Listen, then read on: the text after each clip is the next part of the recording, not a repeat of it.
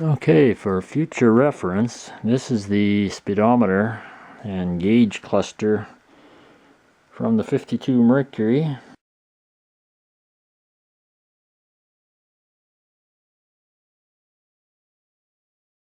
Now I've got it apart about as far as I can handle it, and it's looking like there's a little return spring on the shaft where the speedometer needle attaches to, and that appears to be broken.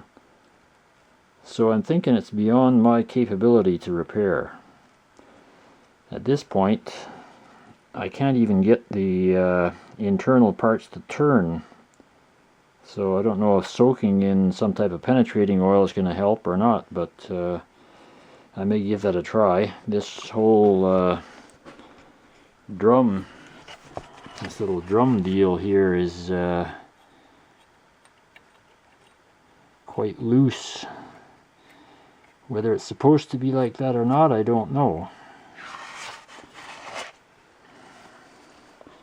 Anyway, there it sits at 82,927.8 miles, and I have a feeling it's going to stay there.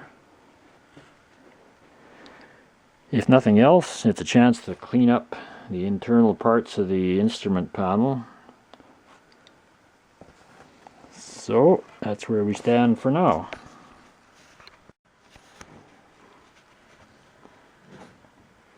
Here's what it looks like behind the speedometer, just out of curiosity, in case I ever forget.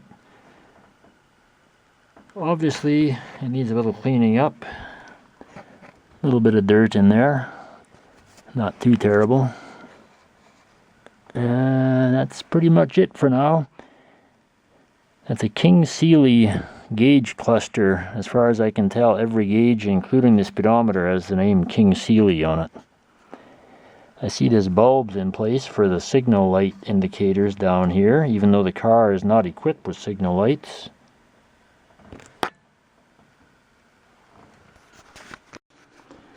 Okay, just an update on the 52 Mercury speedometer. I've did a little more disassembly, and it's looking like it's beyond my capability. The drive end here has loosened up with soaking with some WD-40, but for some reason this little cross shaft that runs on a worm drive that actually turns the odometer does not seem to be connected to the gear that's on the end of this shaft. So the odometer doesn't turn, obviously, and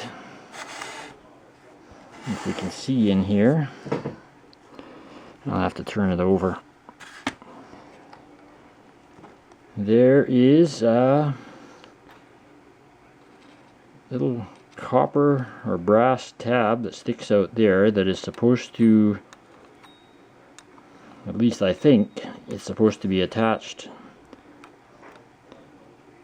to that little tab on this rotating drum, obviously to hold it from rotating.